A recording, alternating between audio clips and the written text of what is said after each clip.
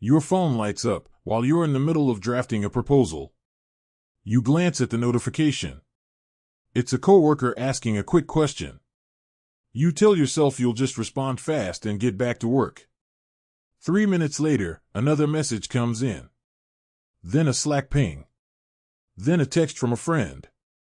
You're still sitting at your desk, but your focus is gone. You don't like admitting that you train people to expect instant access to you because you always reply instantly. Here's the interruption you can use today, exactly as written: "I'll respond later this afternoon." Send that once instead of answering immediately. Then put your phone face down or close the messaging tab. In the next 10 minutes, something surprising happens. The urgency fades. The other person doesn't panic. The world doesn't collapse. You're breathing steadily. Your attention returns to the task in front of you instead of the notification bar. Educational content inspired by classical Stoic texts. Not medical, psychological, financial, or legal advice. This won't make you distant, but it will stop you from being constantly reachable. The real problem isn't responsiveness. It's conditioning.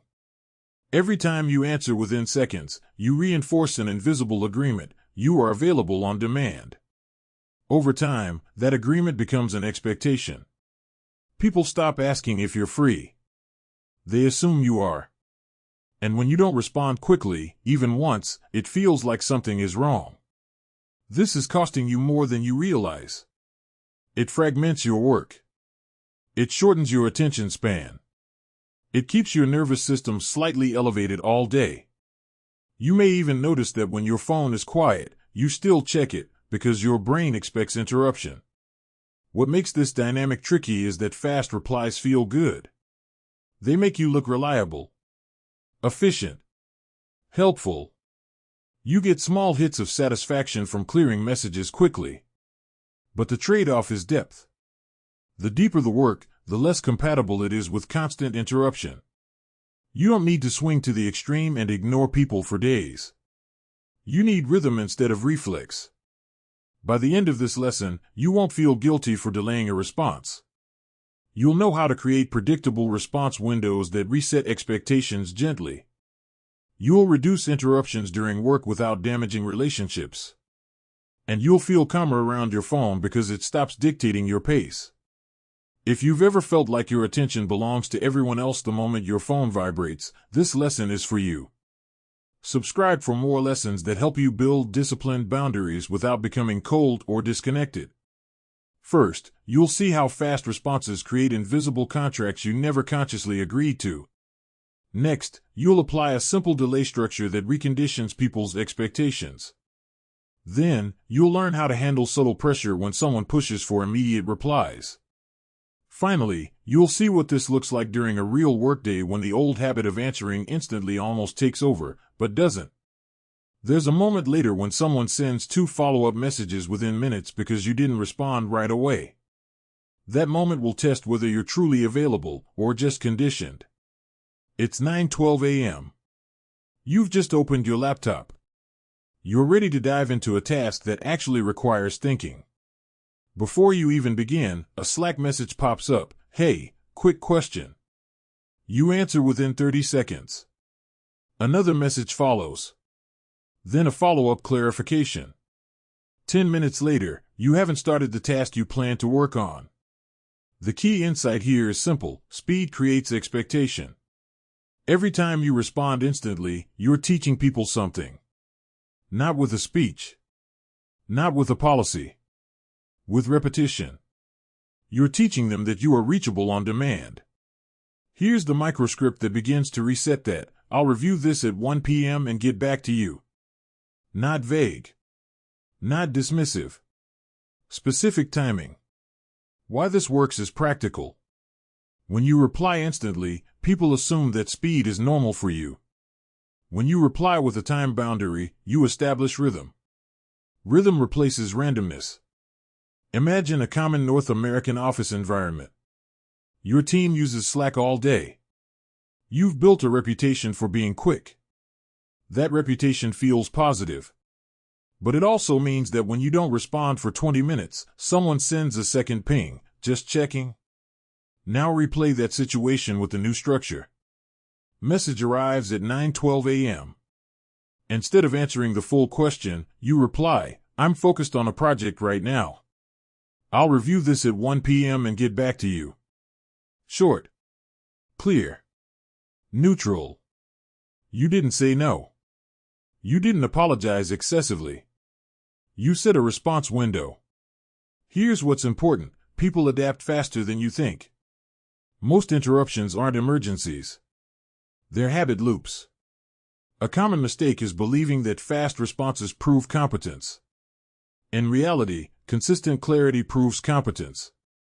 If people know they'll hear from you at predictable times, trust remains intact. Another mistake is delaying silently without communicating timing. That creates anxiety. Silence feels like avoidance. A clear time reduces uncertainty. Here's the tiny action for today: choose one message and respond with a time boundary instead of a full answer. Either you did it or you didn't. Now pause for a brief slow practice. Imagine your phone vibrating. Notice the immediate urge to grab it. Instead of moving instantly, visualize yourself taking one breath and asking, "Does this require an immediate response?" Most of the time, the honest answer is no. Why this matters psychologically is deeper than productivity. Instant replies keep your nervous system in reactive mode. Your attention never fully settles. You exist in microsprints all day. That erodes depth. There's also a social dynamic at play. When you answer immediately, you subtly elevate others' urgency above your priorities. Not because they demanded it, but because you volunteered for it. Resetting expectations doesn't require confrontation. It requires consistency. If you reply instantly on Monday, then delay on Tuesday, then instantly again on Wednesday, confusion grows. Rhythm works when it's steady.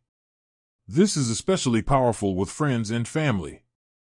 If you typically answer texts within minutes, a delay can feel dramatic. But if you begin responding at consistent windows, late morning, mid-afternoon, evening, the adjustment becomes normal. Notice the shift here. You're not asking permission to be less available. You're declaring your cadence calmly. There's another layer to this. Sometimes you answer instantly not because it's urgent, but because you're avoiding a harder task. Quick replies feel productive. They give you a dopamine hit. They're easier than deep work. If that's happening, speed isn't about service, it's about escape. Here's a forward pull to hold onto: resetting response speed isn't just about time management. It's about reclaiming attention authority. And attention authority becomes critical when someone reacts poorly to your new rhythm. Because at some point, someone will test it. They'll double text. Or say, "Did you see my message?" That's where boundary pressure begins, and where we go next. It's 2:47 p.m. You decided earlier that you'd review messages at 1 p.m. and again at 4 p.m. You stuck to it through the morning. You felt focused. Steady. Less scattered. Then your phone buzzes twice in a row. You glance at the preview: "Hey, did you see my last message?" Followed by, "Need this ASAP." Your chest tightens slightly. Here's the mistake most people make at this moment. They panic and break their own rhythm. You think, maybe this one really is urgent. You drop what you're doing. You respond instantly. And just like that, the old expectation is restored. The correction is not silence. The correction is calm reinforcement. Use this line exactly as written: "I'll review this at 4 p.m. as planned." Short. Neutral. No defensiveness. Why this works is subtle. When someone double texts, it doesn't automatically mean urgency. It often means they're used to fast access. If you respond with anxiety, you reinforce that expectation. If you respond with steadiness, you normalize delay. Picture a familiar North American workplace scenario. A colleague sends a document for review. You've already communicated that you'll check messages at set times. They follow up 15 minutes later, just circling back. Old reaction, oh sorry. I'll look now. New structure, I'll review this at 4 p.m. as planned. No apology. No over-explanation. A common mistake here is over-justifying. Saying, I'm just really busy right now and trying to focus and I have a lot going on, invites negotiation. Calm brevity prevents escalation. Another mistake is interpreting pushback as disrespect. Often, it's a habit. People are used to immediate loops. When the loop changes, they test it unconsciously. Here's the tiny action you can take today. The next time someone sends a follow-up before your stated response window, reply with the reinforcement line once. Just once. Either you did it or you didn't. Now pause for a brief pattern interrupt. Inhale slowly. Ask yourself, is this urgency real or learned? That question creates space between notification and reaction. Why this matters emotionally is important. When you respond instantly to every double ping, you train your nervous system to treat interruption as threat. Your body learns that vibration equals obligation. Over time, that keeps you slightly tense even when the phone is silent. Resetting rhythm resets physiology. There's another pressure point here. Sometimes the follow-up comes with subtle guilt, I really need this. Or, this is kind of time-sensitive. Your instinct may be to feel responsible for their timeline. But here's the deeper truth, their urgency is not automatically your emergency. If something truly is urgent, client crisis, deadline within minutes, it will be labeled clearly. Most ASAP messages are preferences, not emergencies. Your role isn't to eliminate all delays. It's to communicate your cadence clearly. Let's say a friend texts, "Why didn't you respond earlier?" Instead of apologizing excessively, you say calmly, "I check messages in the afternoon and evening. I'm trying to stay focused during work hours." That statement resets expectation without hostility. Notice the shift happening across this lesson. You're moving from reflex to rhythm. From reactive availability to intentional access. And here's the key forward insight, consistency beats intensity. If you hold your response windows steadily for a week, pressure decreases. If you break them every time someone nudges, pressure increases. There's still one more scenario to test. What happens when someone interprets your new rhythm as disengagement? When they say, "You used to respond faster," or imply you're less committed. That's where your boundary moves from practical to personal. And that's where calm clarity matters most. There's a belief that creeps in the moment someone says, "You used to respond faster." The belief is this: if you slow down, people will think you care less. That belief keeps you tethered to your phone. When someone notices your new rhythm and comments on it, your instinct is to retreat. To prove you're still committed. To answer instantly just this once so they don't misunderstand. But here's the myth to dismantle. Speed is not the same as reliability. You can be fast and inconsistent. You can be calm and predictable. When someone says, "Hey, you've been slower to reply lately," it can feel like a subtle accusation. Especially in workplace environments across the US and Canada, where responsiveness is often equated with engagement. Your nervous system registers the comment as a threat. You feel a flicker of defensiveness. The old pattern would say, "Sorry. I've just been swamped. I'll try to respond faster." That response resets the expectation immediately. The correction is calm transparency. Use this line exactly as written: "I've started checking messages at set times so I can stay focused during work hours." Say it once. No apology. No justification spiral. Why this works is simple. It reframes the delay as discipline instead of neglect. You're not less available, you're more structured. Imagine a common scenario. You're on a team that communicates heavily through Slack. You've shifted to checking messages at 10 a.m., 1 p.m., and 4 p.m. A teammate comments during a meeting, half joking, "We don't get instant replies from you anymore." Old reaction, laugh nervously and promise to be quicker. New response, "Yeah, I've started batching messages at set times so I can protect deep work blocks. Neutral. Confidence. Notice what happens. You're not defending. You're explaining rhythm. Another example at home. A friend says, "You take longer to respond lately." Instead of over-apologizing, you say calmly, "I've been keeping my phone off during the day to stay focused." No tension. No guilt. A common mistake here is over-explaining your productivity system. You don't need a lecture about attention science. One sentence is enough. Another mistake is softening the statement with insecurity. Saying, "I don't know if this is weird," but undermines the boundary. Your tone carries more weight than your wording. Why this matters under pressure is important. When someone questions your availability, they're often questioning access, not commitment. If you respond with steadiness, access becomes structured instead of unlimited.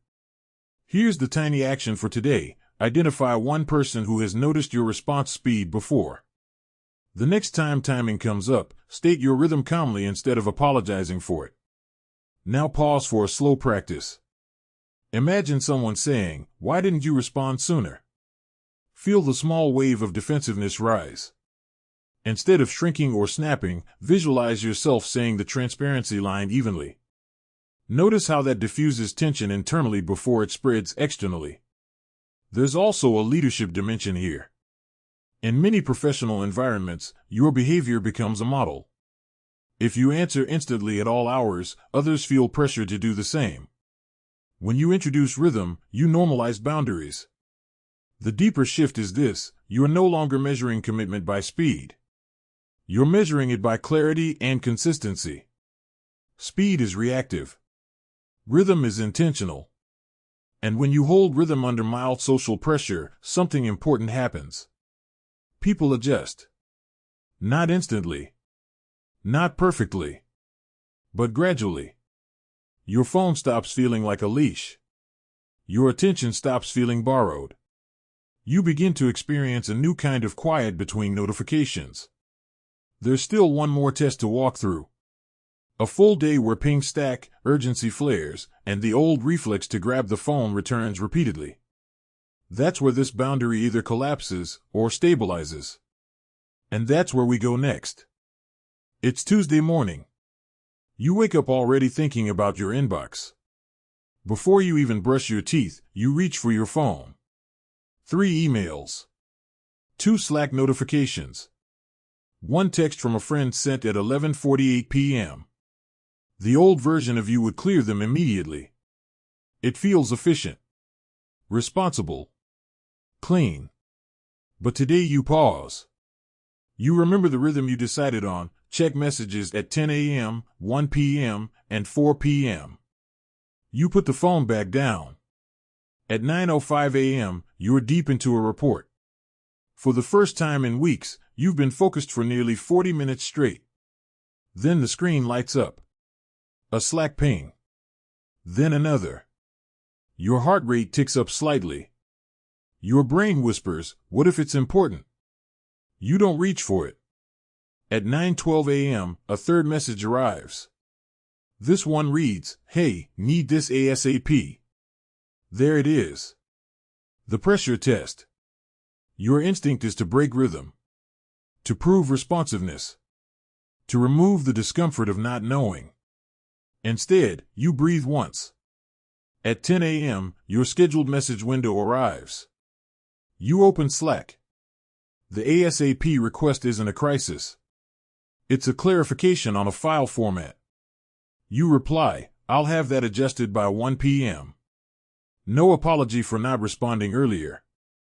No rush in tone. Just clarity. The conversation moves forward. At 11:30 a.m., a coworker texts your phone instead of Slack. "Did you see my message?" Old pattern. Respond immediately to show you're on top of it. New rhythm. You wait until 1 p.m. At 1 p.m., you respond calmly, "I check messages mid-afternoon. I've just seen this and will review now." There's no visible backlash. No frustration. No escalation. The tension was internal, not external. By 3:15 p.m., something interesting happens. The pings slow down. People stop stacking follow-ups within minutes. They've adjusted to your cadence faster than you expected.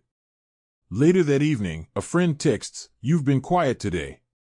Instead of scrambling to justify, you respond at 7:30 p.m., your final window, "I've been keeping my phone off during the day to stay focused."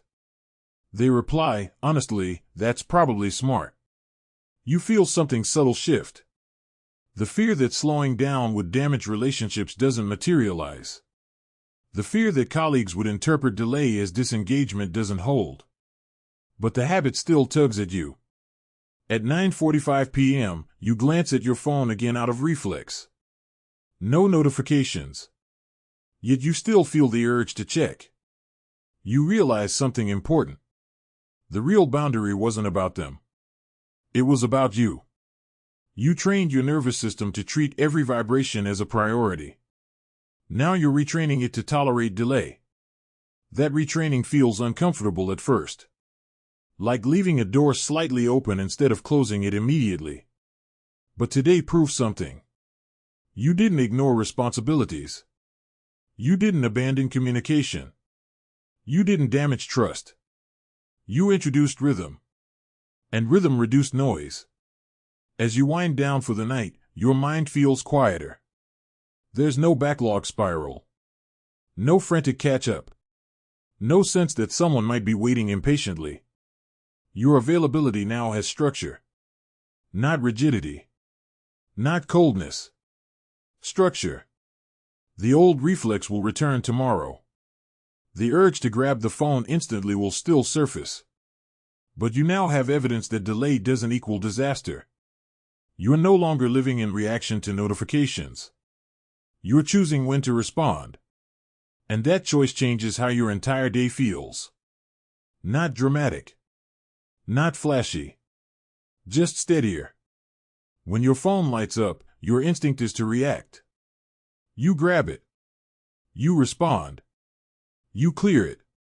That reaction feels productive in the moment, but it fragments your attention and quietly trains others to expect instant access. Responding, on the other hand, is intentional. It follows rhythm. It protects focus. Reacting is reflexive and scattered. Responding is structured and steady. First, you saw how fast replies create invisible agreements you never consciously chose. Speed became the standard because you repeated it. Then you replaced reflex with a clear time boundary, introducing rhythm instead of randomness. Next, you practiced reinforcing that rhythm when someone double-texted or nudged for urgency, staying calm instead of collapsing back into instant availability. Finally, you walked through a full day where pings stacked and pressure tested you, and you discovered the tension was internal more than external. The core lesson is simple: availability is a habit you teach. If you teach instant access, you'll live inside constant interruption. If you teach rhythm, you'll live inside predictable flow. Now let's lock this into action with 3 clear steps you can take today. First, choose 2 fixed message windows for tomorrow. Write them down. For example, 10 a.m. and 3 p.m. Outside of those windows, do not open messaging apps unless there is a clearly defined emergency channel. Either you follow the windows or you don't. That clarity matters. Second, send 1 rhythm-setting message this week. Use a calm line like, "I check messages midday and late afternoon so I can stay focused." Send it once to someone who tends to expect fast replies. Notice that the world doesn't fall apart. Third, remove visual triggers during deep work. Turn your phone face down. Close Slack. Disable banner notifications for 2 hours. If you can't see the ping, you are less likely to chase it. Attention protection is environmental before it is emotional. If you want to deepen this boundary, the next layer isn't about messages, it's about saying no to meetings that fragment your day. A natural follow-up lesson would be something like, boundaries, protecting your calendar without burning bridges, because time protection compounds when you guard both attention and schedule. Understand something important. This isn't about being unreachable. It's about being deliberate. When you shift from reflex to rhythm, your nervous system calms. You stop anticipating interruption every few minutes. You stop checking your phone in empty spaces automatically. Silence stops feeling like neglect. There will still be moments where urgency is real. Deadlines exist. Emergencies happen. But when those moments arise within a structured system, they stand out clearly instead of blending into constant noise. You'll also notice something else over time. People adapt to the pace you model. If you respond at 10 a.m. consistently, they begin to expect that.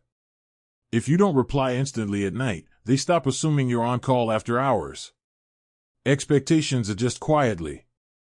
This is how boundaries work in mature environments. Not through confrontation, but through repetition. And here's the deeper shift.